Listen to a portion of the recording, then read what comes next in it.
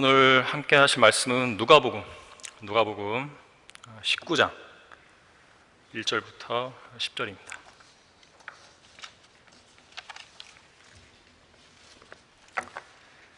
누가복음 19장 1절부터 10절, 사케오 이야기죠.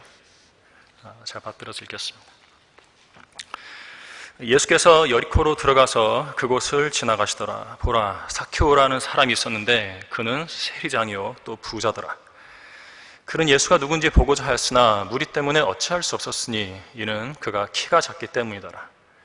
그러므로 그가 앞으로 달려가서, 먼저 앞으로 가버린 거야. 사람들이 몰려오기 전에 앞으로 달려가서 주를 보려고 뽕나무 위에 올라가니 이는 주께서 그 길로 지나시게 됨이더라. 예수께서 그곳에 이르시자 그를 쳐다보시고 그에게 말씀하시기를, 사케오야, 속히 내려오너라. 오늘은 내가 너의 집에서 묵으리라고 하시니 그가 서둘러 내려와서 기쁨으로 주를 영접하더라.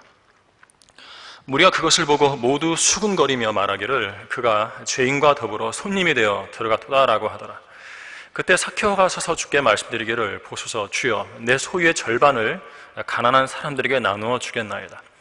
그리고 내가 누구에게 부정한 방법으로 착취한 것이 있으면 4배로 갚아주겠나이다 라고 하니, 예수께서 그에게 말씀하시기를, 오늘 구원이 이 집에 이르렀으니 그도 아브라함의 아들이기 때문이라. 인자가 온 것은 잃어버린 자를 찾고 또 구원하려는 것이라고 하시더라.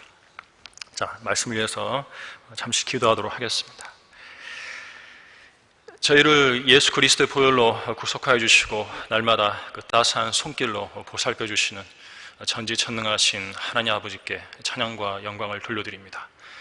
신종 코로나 바이러스로 인해서 이렇게 비대면으로 예배를 드리게 되었는데, 원근 각지에 있는 모든 성도들에게 이 시간 하나님의 말씀으로 역사해 주셔서 그들과 만나 주시기를 간절히 기도드립니다.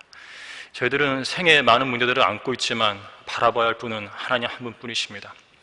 이 시간 선포되는 말씀을 통해서 예수 그리스도를 만난 사케오를 알게 해주시고 그가 변화되어서 주님께 인정받는 사람으로서 성경에 기록되었다는 것을 알고 우리 또한 변화된 증거를 하나님께 보여드릴 수 있도록 역사해 주십시오. 이 한 시간을 주님의 영광을 위해서 사용해 주십시오.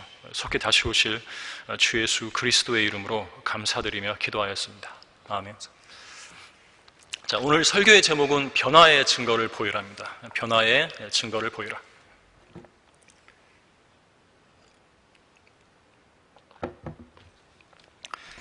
최근에 그 광복 회장이라는 사람하고 여당의 유력 대선 주자라는 이의 입에서 나온 미군 점령군이라는 말로 논란이 있었죠. 한 2주 된 것 같은데요.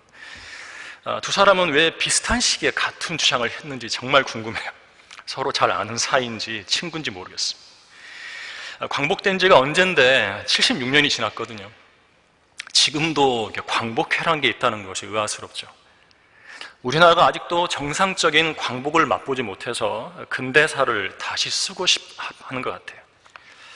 자, 광복회장이라는 자는 고교생을 대상으로 하는 강연에서 광복 직후 미군이 남한에서 발표한 메가더 포고령하고 소련군이 북한에서 발표한 티스차코프 포고문을 비교 설명했는데, 미군 포고령에서는 점령이라는 말을 쓰고요, 소련군 포고문에서는 해방이라는 말을 강조했기 때문에 그래서 미군은 점령군이고 소련군은 해방군이라는 궤변을 펼쳤다가 많이 얻어맞았습니다. 자, 역사적 자료의 전후 맥락과 문서 작성자의 의도에 완전히 무지한 채 점령, 해방 이 두 단어에만 집착을 한 거예요. 상당히 무식해요. 그런 망발을 일삼았던 거죠. 과연 소련을 통해서 해방되었으면 이 나라가 어떻게 되었을까요? 생각만 해도 끔찍합니다. 소련처럼 그 후에 러시아처럼 인민해방군으로 다스리는 조선민주주의 인민공화국처럼 공산 독재 치하에서 살게 되었을 것입니다. 자, 이런 사람들이 집권하면 나라가 어떻게 될지 걱정이 앞서요. 현 시점에서 국민들이 미군 점령군이라는 말을 들으면 무슨 생각을 할까요? 지금 이 시점에서요. 현 주한 미군이 점령군이구나 라고 생각을 하는 거예요. 국민들은 생각이 단순하기 때문에 과거까지 가지 않아요. 지금 미군이 점령군이구나 그런 생각을 하는 거죠. 안 그래도 주한미군 철수 주장이 좌파 진영에서 수십 년 동안 흘러나왔죠. 이대로 가다가는 미군을 진짜로 몰아내보자고 할 것 같아요. 해방군이라는 소련군은 북한에 진주했을 때 발전소 설비를 뜯어갔어요. 부녀자들을 겁탈하고 쌀과 소와 돼지를 약탈하고 은행도 터는 등 온갖 만행을 일삼았습니다. 해방군이라는 소련군은 마치 점령군이 전리품 취급하듯 북한을 약탈했어요.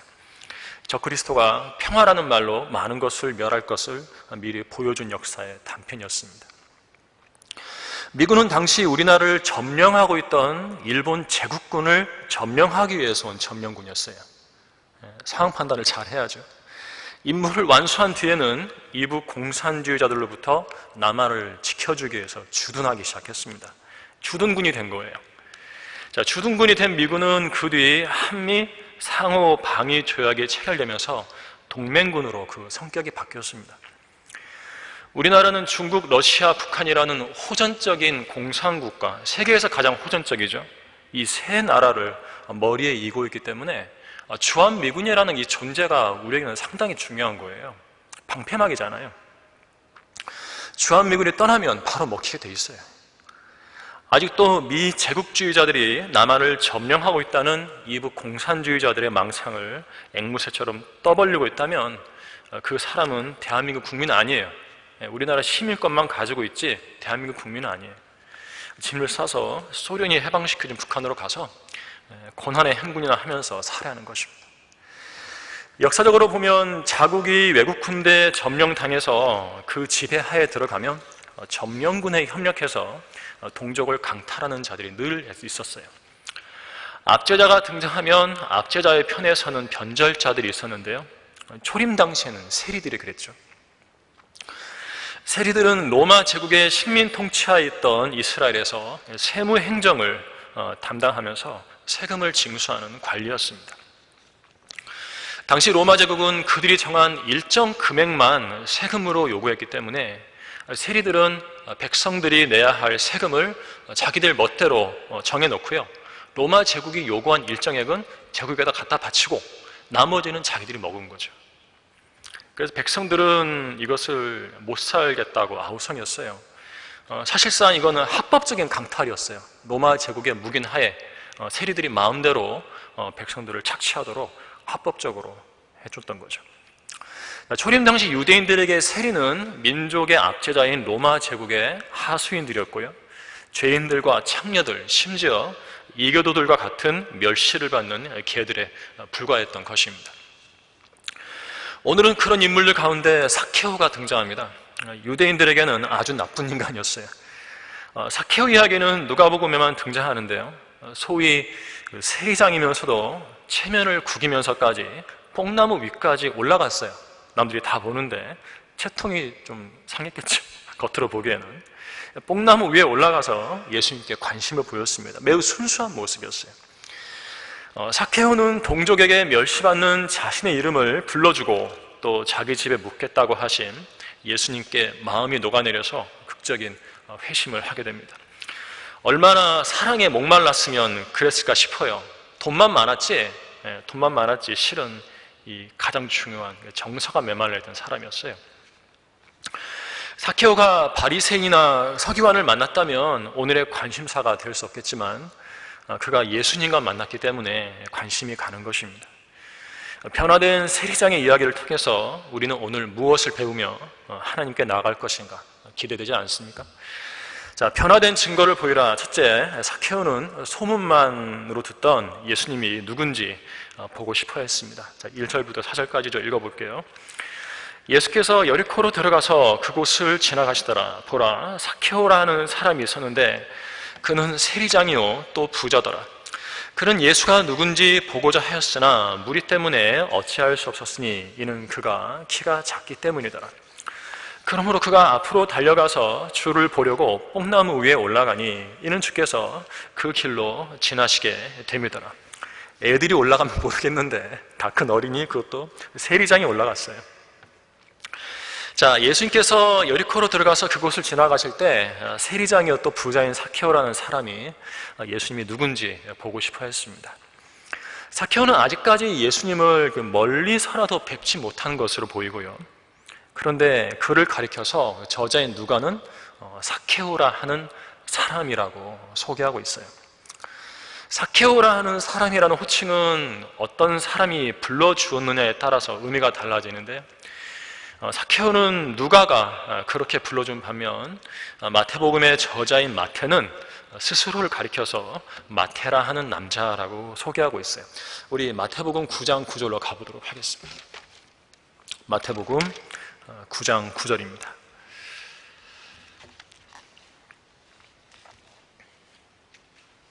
마태복음은 마태가 기록했죠. 예수께서 그곳을 떠나 지나가시다가 마태라 하는 한 남자가 세무소에 앉아있는 것을 보시고 그에게 말씀하시기를 나를 따라오라고 하시니 그가 일어나서 주를 따라가더라. 마태복음의 저자인 마태는 자신을 가리켜서 마태라 하는 한 남자라고 표현을 했어요. 자기가 자기를 가리켜서 마태라고 하는 한 남자라고 한 것은 결코 평범한 표현은 아닙니다. 그때 그 세무서에 앉아있던 사람은 현재의 자신이 마태복음을 기록하고 있던 그 마태 자신이 아닌 것처럼 말하고 있기 때문에 그래요. 과거에 마태라고 하는 한 남자가 살았더라, 그런 이야기죠. 과거 세무소에 앉아있던 그 세리 마태는 삭개오처럼 민족의 원수였는데, 주님께 부름받기 전에 세무소에 앉아있던 그 마태라는 한 남자는 로마 제국을 위해서 동족의 호주머니를 강탈하던 세리였죠. 말하자면 지난날 세무소에 앉아있던 그 마태라 하는 한 남자와 그때로부터 시간이 지나서 마태복음을 기록하던 마태는 완전히 다른 사람이라고 말하는 듯한 것이, 우리는 여기서 그리스도인이 자신의 불의했던 과거를 대하는 태도를 보아야 합니다. 그때는 그런 사람이었는데 이제는 예전에 그 사람이 아니라는 것이죠. 그 죄의 생활을 청산한 새로운 피조물인 것입니다. 이제는 깨끗한 의지와 맑은 심성과 정결한 믿음으로 살아계신 하나님을 섬기는 사람이 된 것이에요. 말하자면 지난날의 생활은 지난날의 지난날로 충분하다는 것이죠. 베드로전서 4장 3절에 써 있습니다. 저 옛날 어느 곳에 A라는 한 남자, B라는 한 여자가 있었는데 지금은 그때 그 사람과 완전히 결별한 새로운 사람이 바른 교회에서 주님을 섬기고 있다고 떳떳이 말할 수 있어야 한다는 것입니다. 그렇다면 삭개오라 하는 사람은 어떠했는가? 물론 그것은 삭개오 자신이 스스로를 돌아본 것도 아니고 누가가 그렇게 불러진 것이지만 삭개오라 하는 사람도 마태와 마찬가지로 세리였죠. 실로 돈과 결부된 인생이었습니다. 돈을 걷어들이고 돈을 계산하고 돈을 갖다 바치고 나머지 돈을 착복하는 것이 인생의 전부였어요. 그 맛에 살았죠. 삭개오의 인생은 돈으로 규정되어 있었던 것이에요. 그의 과거와 현재가 모두 돈뿐이었습니다. 돈 외에는 그를 설명할 길이 없었어요. 삭개오라는 사람은 왜 돈에 집착했는가? 전도서 10장 19절에 따르면 돈이 모든 것을 해결해 주기 때문에 그래요. 잔치는 웃음을 위하여 있고 포도주는 즐겁게 해주나 돈은 모든 것을 해결하느니라. 잔치의 웃음보다 포도주의 즐거움보다 더 좋은 것이 돈이라는 거죠. 돈은 잔치가 주는 웃음, 포도주가 주는 즐거움보다 세상에서 더 많은 웃음과 즐거움을 줄 수 있다는 것이, 그래서 사람들은 돈에 집착하는 것입니다. 돈은 모든 것을 해결한다는 말씀은 돈이 세상에서 가지는 힘을 이야기하는 거예요. 세상에서 돈은 지배력을 가져요. 지배력을 갖습니다. 사람들이 돈을 벌려고 하는 이유는 돈에 육신의 삶을 견고케 하는 힘이 있기 때문에 그렇습니다. 또 타인에 대한 지배력이 있기 때문에 그래요. 부자의 재물은 그의 견고한 성읍이며 자기 생각에 높은 성벽 같으니라. 잠언 18장 10절 말씀이죠. 가난한 자는 간절한 말을 써도 부자는 거친 말로 대답하느니라. 18장 23절. 부자는 가난한 자를 다스리고 빚진 자는 빌려준 자의 종이 되느니라. 잠언 22장 7절. 인생의 현실이에요. 잠언에서는 인생 그대로 기록해 놓은 것이에요. 자, 그런데 삭개오라는 사람만 돈을 사랑했습니까? 아니죠. 세상 모든 죄인들이 돈을 사랑해요. 돈이 없으면 밥도 먹을 수 없고 아파도 병원에 갈 수 없고 자녀들의 학비도 될 수 없고 매달 나오는 고지서를 납부할 수도 없고 자동차에 기름도 넣을 수 없고 사실상 인생 자체가 엉망이 되어버립니다. 그래서 죄인들은 단순한 필요 이상으로 돈을 사랑하게 되고 돈을 버는 데 인생을 소진해 버립니다. 성경은 돈을 사랑하는 것이 모든 악의 뿌리라고 말하고 있어요. 그들은 돈을 사랑하는 것이 결코 잘못된 일이 아니라고 말합니다. 자, 성경은 돈을 사랑하는 것이 모든 악의 뿌리라고 하는데 돈을 사랑하는 죄인들은 돈을 사랑하는 것이 잘못된 일이 아니라고 말을 해요. 성경과 반대로 이야기하죠. 돈을 사랑하는 세상에는 부자가 되는 법에 관한 책들이 많아요. 부의 본능, 괄호치고 슈퍼 리치가 되는 9가지 방법이라고 해요. 자, 부의 추월 차선, 부자들이 말해주지 않는 진정한 부를 얻는 방법, 부제목이죠. 내일의 부, 세상에서 가장 빨리 99.9%의 부자가 되는 법. 100% 부자도 있어요. 죄인은 자기가 아무리 부자라도 다 만족하지 못하죠. 그래서 99.9% 부자가 되는 법이라고 부제가 달려있어요. 또 돈의 속성이 있고 돈의 심리학, 당신은 왜 부자가 되지 못했는가? 자, 돈의 시나리오, 진짜 부자들이 돈 쓰는 법, 10만 원이 10억 되는 재미있는 돈 공부 같은 책들이 죄인들을 유혹하고 있습니다. 한 가지 의문이 드는 것은 그런 책들을 쓴 작가들은 모두 부자가 되었는가예요. 자, 그 가운데는 분명 부자들이 있을 수 있어요. 그러면 책에 써진 대로 하면 부자가 되는 것인가? 간혹 되는 사람도 있을 것입니다. 그러나 모두가 부자가 되는 것은 아니에요. 결국 돈을 사랑하다가 지옥에 가게 되는 덫에 불과한 것이죠. 부의 추월 차선이라는 책 소개 글에는 이런 말이 있어요. 부의 추월 차선. 다른 차보다 앞서가려고 추월하잖아요. 그러니까 부를 추월한다는 거죠. 급격하게 부자가 되는 방법을 말하고 있어요. 자, 어떤 소개의 말이 있냐면 저자는 조금이라도 젊을 때 인생을 즐길 수 있을 때 부자가 되어야 한다고 주장한다. 이 책은 돈나무를 심고 단시간 내에 기하급수적으로 돈을 버는 방법에 대해 수학 공식처럼 치밀하고 잘 다져진 방법을 제시한다. 이렇게 소개하고 있습니다. 그러나 성경은 아무도 두 주인을 섬길 수 없나니 이는 그가 한쪽을 미워하고 다른 쪽을 사랑하거나 한쪽을 존중하고 다른 쪽을 경시하게 됨이라. 너희가 하나님과 재물을 동시에 섬길 수 없느니라고 마태복음 6장 24절에서 말씀하고 있죠. 그런 책들은 하나님을 첫째로 사랑해야 할 그리스도인이 볼 책이 아닌 거예요. 성경은 돈을 사랑하는 사람들 뿐만 아니라 문자 그대로 부자들에게 경고하고 있는데 그 책들은 오히려 부자가 되라고 독려하고 있는 것이에요. 잘못된 책들이죠.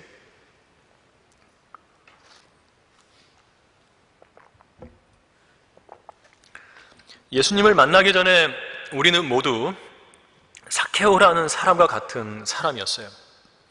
자신의 과거를 한번 돌아보시기 바랍니다. 그 어두운 곳에, 과거 바로 그 자리에 누가 서 있죠? 아직도 그곳에서 서성거리는 분은 없습니까?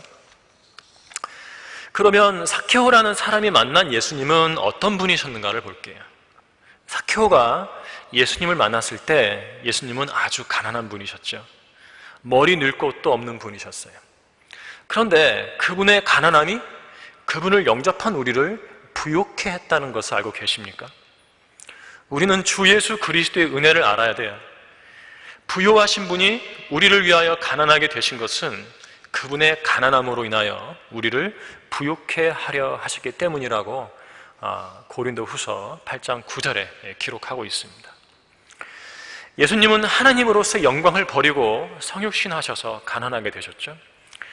주님의 가난하게 되심으로 얻게 된 우리의 부요함은 세상에서의 복이 아니라 영적인 부요함을 말하고 있는 거예요. 예수 그리스도를 만나서 셋째 하늘에 쌓아둔 것이 많은 사람이 진정으로 부요한 것입니다.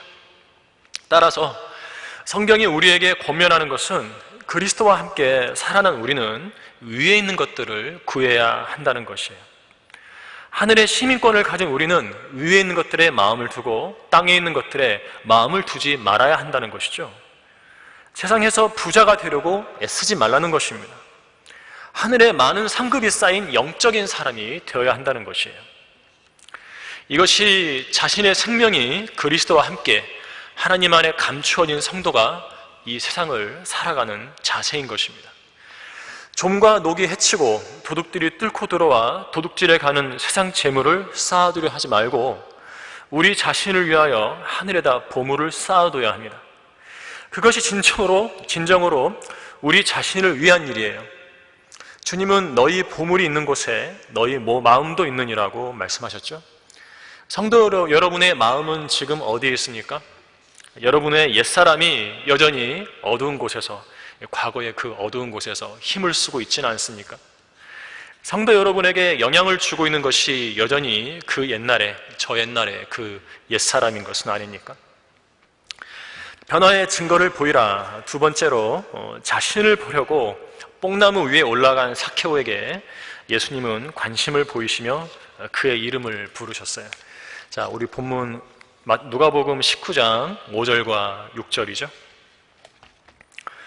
예수께서 그곳에 이르시자 그를 쳐다보시고 그에게 말씀하시기를 삭개오야 속히 내려오너라.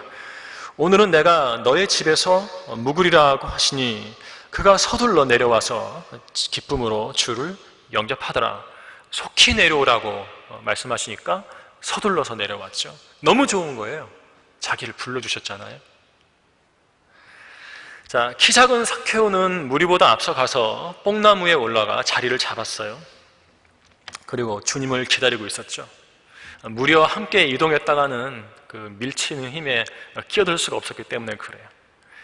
자, 서로 밀치면서 따라오는 많은 무리의 맨 앞에 예수님이 계셨을 텐데 예수님은 그곳에 이르시자 나무 위에 삭개오를 쳐다보시고는 삭개오야 속히 내려오너라.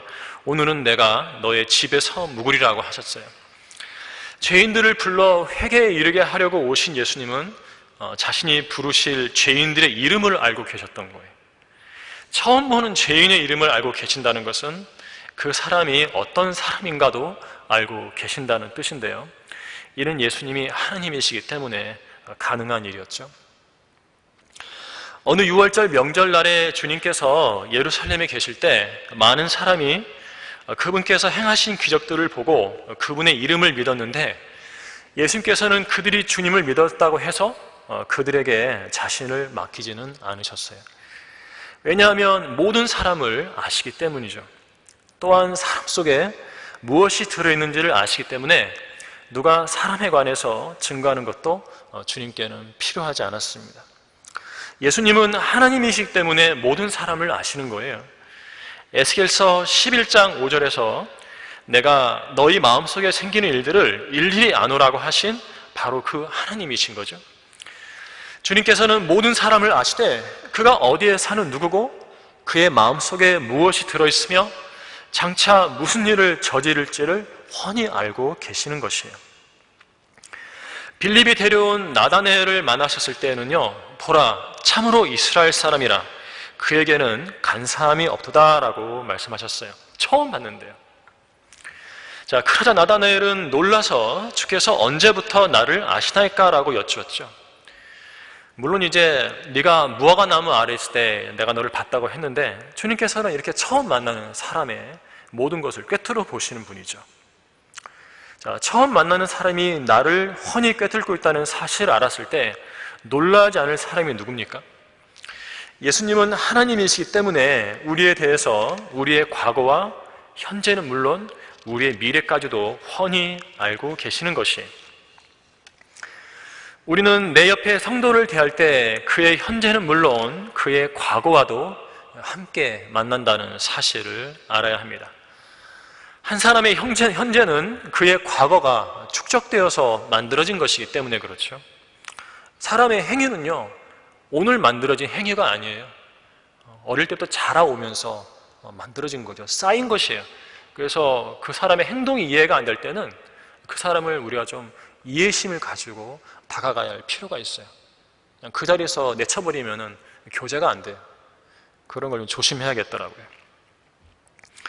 자, 뿐만 아니라 그 성도는 과거뿐만 아니라 앞으로 그가 주님 안에서 변화될 가능성이 있기 때문에 그의 미래까지도 함께 지니고 있다고 볼 수 있어요. 누군가가 그랬어요. 어떤 사람이 나에게 오면 그 사람의 과거와 현재와 미래까지도 함께 나에게 오는 거라는 거죠. 그렇게 이제 보더라고요. 과거에 구두 판매원이었던 D.L. 무디가 미래에 위대한 부흥사가 될 줄 누가 알았겠어요? 또 군대에서 사람 죽이는 법이나 배웠던 디스크 자키 피터 러크만 목사님이 세계에서 가장 뛰어난 신학자가 될 줄 누가 알았겠습니까? 자, 우리는 한 사람을 다 알지도 못한 채 그의 겉모습과 현재의 행동을 보고서 마치 모든 것을 알아버린 양 그 사람을 대하지만 그런 것은 편견일 뿐이죠. 사케오는 자기 민족에게 멸시를 받던 사람이었습니다. 과거부터 현재까지 돈만 사랑하는 세리장이라는 편견으로 모든 사람들에게 거부를 당했는데, 하지만 주님은 그가 주님께 관심을 갖는 영적인 면을 보시고 미래의 구원을 보신 거예요. 죄인을 불러서 구원하려고 오신 주님은 그런 사케오의 이름을 큰 소리로 불러주셨습니다. 그날 그의 집에 묵으시겠다고까지 하신 거예요. 얼마나 놀라운 관심사죠? 예수님은 사케오를 편견 없이 대하셨고 그의 과거와 현재가 어떻든지 미래의 변화된 모습을 기대하면서 진심으로 대하셨던 것입니다. 심지어 그의 집에 묵으시겠다고까지 하셨는데, 갑자기 누군가의 집에서 묵는다는 것은 보통 허물없는 사이가 아니라면 불가능한 일이죠. 갑자기 초인종을 누르더니 오늘 하룻밤만 재워줘, 누가 할 수 있는 말이죠? 아주 친한 친구 사이에 할 수 있는 일이에요. 아니면 동생이든지 어떤 친분 관계인가를 보여주는 겁니다.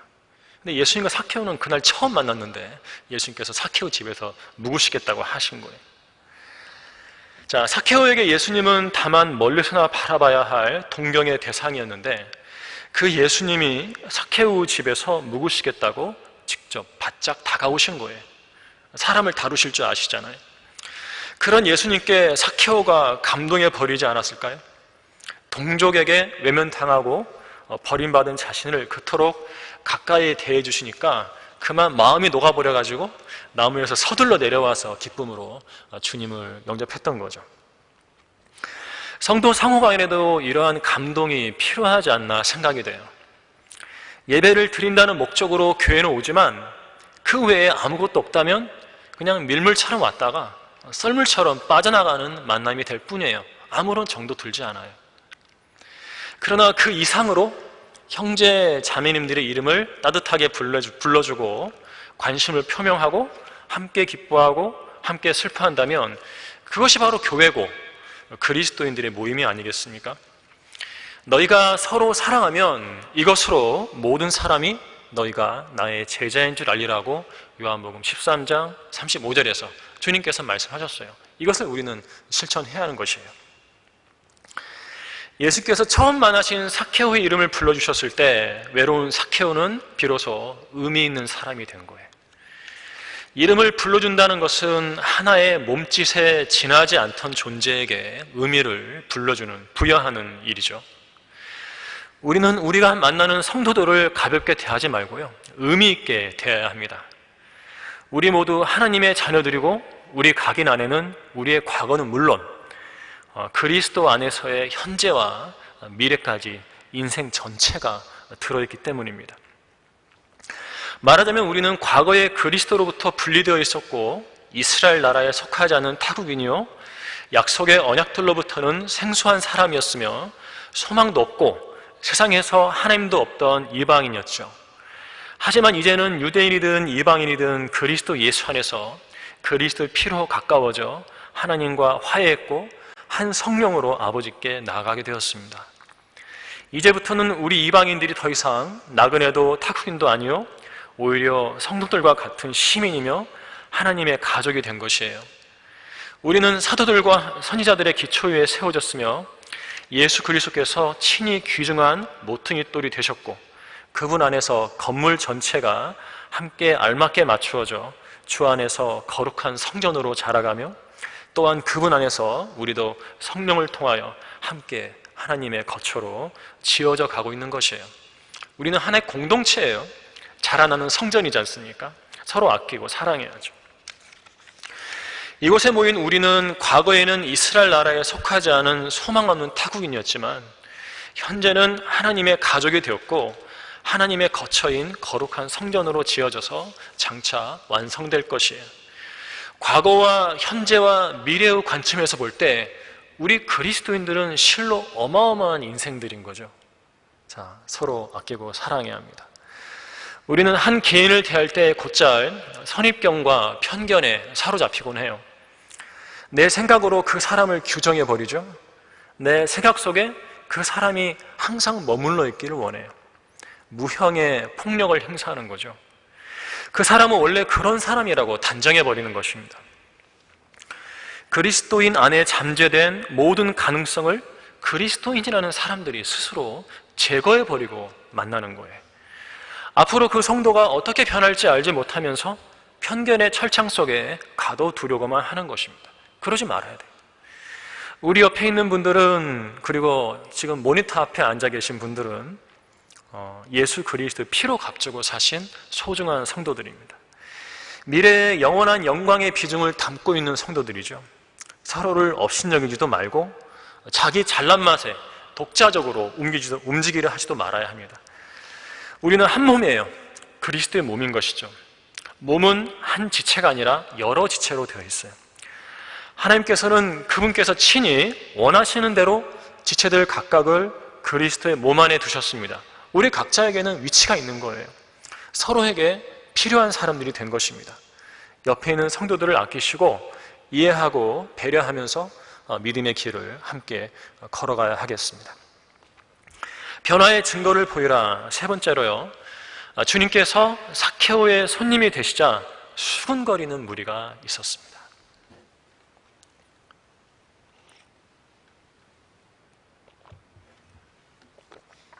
자, 본문 7절부터 10절이죠. 무리가 그것을 보고 모두 수군거리며 말하기를 그가 죄인과 더불어 손님이 되어 들어갔도다 라고 하더라. 그때 삭개오가 서서 주께 말씀드리기를 보소서, 주여, 내 소유의 절반을 가난한 사람들에게 나누어 주겠나이다. 그리고 내가 누구에게 부정한 방법으로 착취한 것이 있으면 4배로 갚아주겠나이다 라고 하니 예수께서 그에게 말씀하시기를 오늘 구원이 이 집에 이르렀으니 그도 아브라함의 아들이기 때문이라. 인자가 온 것은 잃어버린 자를 찾고 또 구원하려는 것이라고 하시더라. 예수님께서 삭개오의 집에 묵으신다고 하시자 함께 있던 모든 무리가 수군거렸어요. 모든 사람이요, 그 자리에 있던 모든 사람이 삭개오하고 예수님을 제외한 모든 사람이 다 수군거렸다는 거예요. 그만큼 삭개오는 유명했다는 거죠. 죄인과 더불어 손님이 되어 들어갔다는 것이에요. 예수님께서 하시는 일에는 수군거림이 자주 따라다녔는데, 수군거림은 달리 말하면 대적한다는 뜻이에요. 시편 41편 7절은요, 나를 미워하는 모든 자들이 나에 대하여 함께 수군거리며 나를 대적하여 나를 상하게 하려고 꾀했다고 말씀하고 있어요. 또 잠언 16장 28절은 마음이 비뚤어진 사람은 다툼을 심고 수군거리는 자는 친한 벗들을 갈라놓느니라고 말씀하고 있습니다. 주님께서 나는 하늘에서 내려온 빵이라고 하시자 유대인들이 주님에 관해 수군거렸는데 그들은 결국 실족해서 주님을 떠나고 말았죠. 교회 내에서 수군거리면 교회를 떠나게 돼요. 주님께서는 그런 자들을 향해서 너희는 수군거리지 말라고 요한복음 6장 43절에서 말씀하셨어요. 교회의 일에 관해 수군거리지 마세요. 교회 떠납니다, 결국은. 잘 모르겠으면 와서 아는 사람들에게 물어봐야죠. 수군거린 자들은 성경에 따르면 모든 불의, 음행, 사학, 탐욕, 악으로 가득 찬 자들과 같고요. 또 시기살인, 분쟁, 사기, 악독이 가득한 자들과 동류로 분류가 됩니다. 살인자들과 같은 급으로 분류가 되는 거예요. 로마서 1장에 나오죠. 교회 안에서 수군거리는 것은 죄예요. 수군거림은 진리의 길을 가로막는 역겨운 오물입니다. 그러나 무리의 수군거림에도 주님은 삭개오를 상대하셨어요. 모든 무리가 수군거리니까 뒤로 물러날 수도 있어요. 하지만 그러지 않았어요. 삭개오를 주님은 상대하신 거예요. 자, 모든 사람이 수군거리는데도 삭개오는 공개적으로 회심했죠. 무리가 수군거릴 때 걸음을 멈추고서 보란듯이 서서 주님께 말씀드렸어요. 보소서, 주여, 내 소유의 절반을 가난한 사람들에게 나누어 주겠나이다. 그리고 내가 누구에게 부정한 방법으로 착취한 것이 있으면 4배로 갚아주겠나이다. 삭개오는 그를 비웃는 유대인들 앞에서 자기 소유의 절반을 가난한 사람들에게 나눠주겠다. 그동안 세리장으로 있으면서 백성들에게 불법으로 착취해간 돈이 있다면 그것을 4배로 갚아주겠다고 했습니다. 삭개오는 율법에 따라 회개에 합당한 열매를 맺은 것이에요. 양을 훔치면 양 4마리로 갚아야 하는데 삭개오는 그런 식으로 돈을 4배로 갚겠다고 한 것이죠. 유대인은 원래 돈을 좋아하는 민족인데요. 그 점에 있어서 둘째가라면 서러워할 삭개오가 돈을 토해내겠다고 한 것입니다. 남이야 어떻게 되든 내 수중에 돈만 들어오면 된다는 사람이었는데 그랬던 그가 자신을 향한 주님의 관심의 마음이 녹아내려서 돈을 토해내겠다고 한 것이에요. 돈을 사랑하는 사람이 돈을 내놓겠다고 한 것은 삭개오 안에 완전한 변화가 일어났음을 보여주는 것이죠. 이전에 붙들고 있던 것을, 또 이전에 사랑하다는 것을 과감히 버리거나 주님을 위해 과감히 사용하는 것은 내적 변화가 일어났다는 외적 표시가 되는 것입니다. 성도 여러분은 무엇을 과감히 버리고 주님께로 향했습니까? 세상 친구들을 버리셨습니까? 불의한 직장을 버렸습니까? 세상의 오락을 버렸습니까? 그 무엇을 버리고 주님께로 돌이켰습니까? 예수님께서는 변화된 삭개오를 가리켜서 아브라함의 아들이라고 하셨어요. 오늘 구원이 이 집에 이르렀으니 그도 아브라함의 아들이기 때문이라고 하셨어요. 율법대로 행한 삭개오가 구원을 받았다고 말씀하신 것이에요.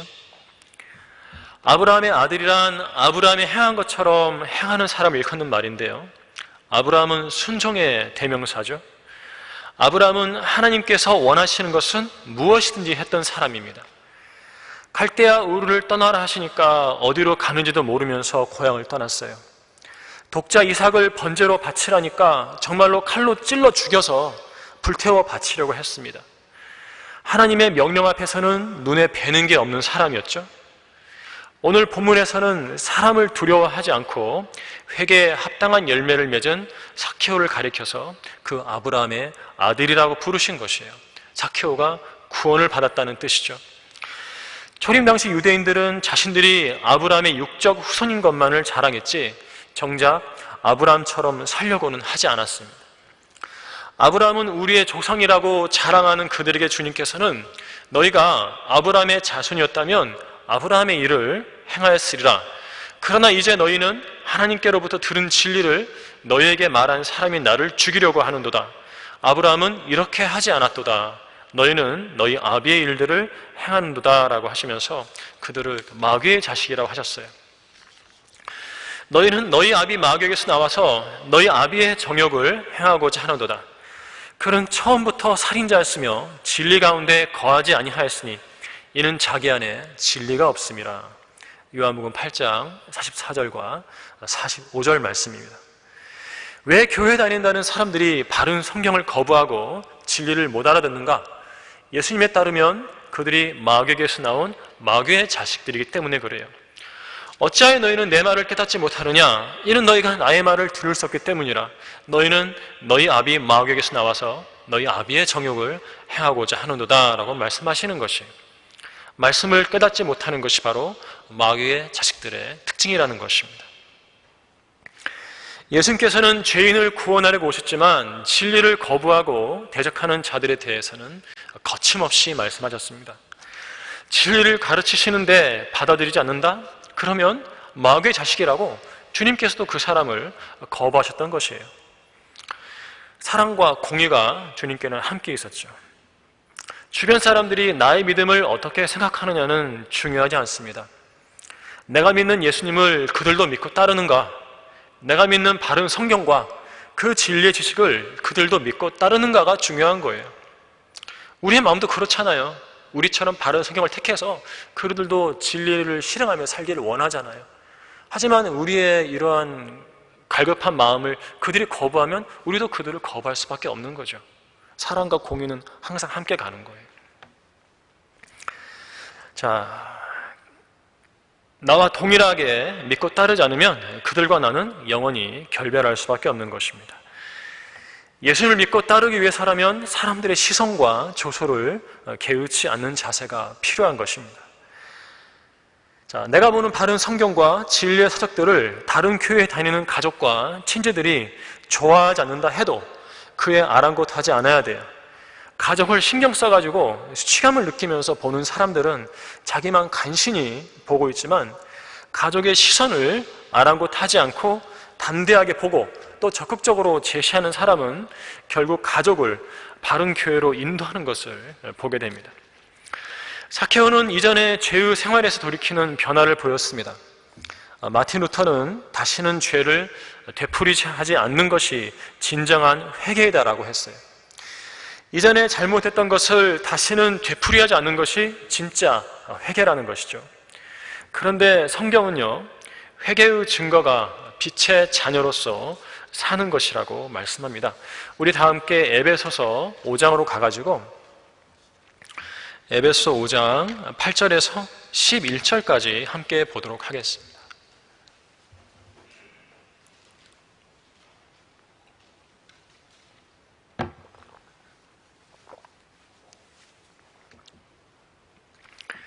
너희가 한때는 어두움이었으나 이제는 주 안에서 빛이니 빛의 자녀들로서 행하라. 이는 성령의 열매는 모든 선과 의와 진리 안에 있음이라. 무엇이 주를 기쁘시게 할 것인지 입증하라. 열매 없는 어두움의 일들에 관여하지 말고 오히려 그것들을 책망하라. 이는 그들이 비밀리에 행한 그런 것들에 대하여는 말하기조차 부끄럽기 때문이라 했어요. 이 구도를 보면 8절에 이제 어둠이 나오잖아요. 너희가 한때는 어둠이었으나 이제는 주 안에서 빛이니 빛의 자녀들로서 행하라고 했어요. 그 다음에 11절에 보면은 열매 없는 어둠의 일들에 관여하지 말고 오히려 그것들을 책망하라. 부끄러운 일이니까. 이런 구도를 갖고 있어요. 그래서 어둠과 어둠이 이제 시작과 끝에 있고 그 중간에 빛의 자녀들로서 행하라. 그리고 성령의 열매를 맺으라고 되어 있죠. 바로 이런 구도를 읽어드려야 합니다.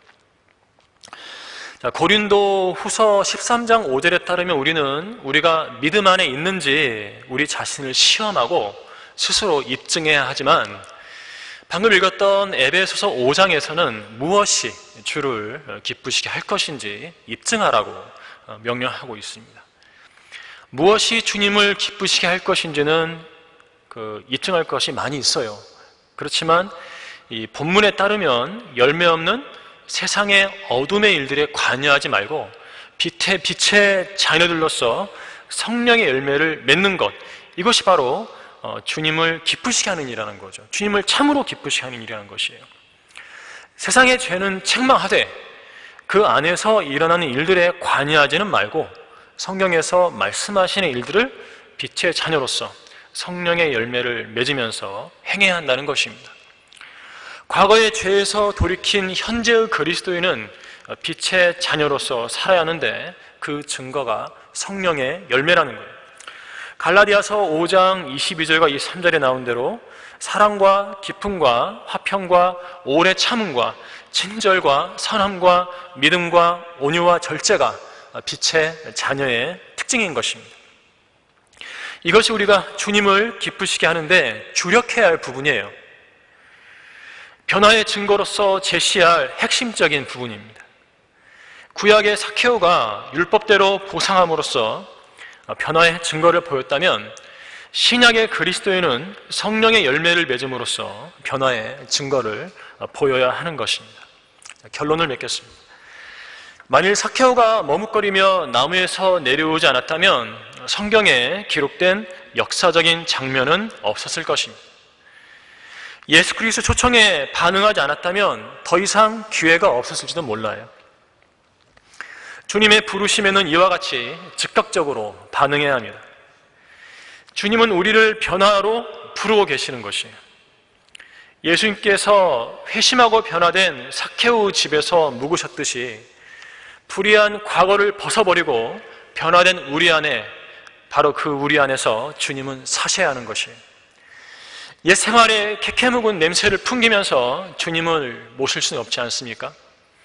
변화된 현재와 발전된 미래를 향해 나가는 것이 그리스도인의 자세이고 주님은 그런 사람과 동행하시는 것입니다. 그러므로 누구든지 그리스도 안에 있으면 새로운 피조물이라 옛 것들은 지나갔으니 보라 모든 것이 새롭게 되었도다 라고 고린도후서 5장 17절은 말씀하고 계시죠. 이곳에 모인 우리는 옛 것들이 지나가고 모든 것이 새롭게 된 새로운 피조물들입니다. 이제 과거는 없고 옛 것들은 다 지나가 버렸으니까요. 과거는 없죠. 어둠은 다 지나간 거예요. 이제 과거는 없고 다만 현재와 미래가 있을 뿐이에요. 우리의 현재는 예수 그리스도세요. 우리의 미래 또한 예수 그리스도십니다. 예수 그리스도와 동행하는 현재가 예수 그리스도와 함께하는 미래를 만들어가는 거예요. 옛 생활은 지난날의 생활로 충분합니다. 불의했던 과거를 깨끗이 씻어버리시기 바랍니다. 현재 주님과 동행함으로써 영원하고 복된 미래를 만들어가는 성도들이 되시길 바라면서 설교를 마치겠습니다.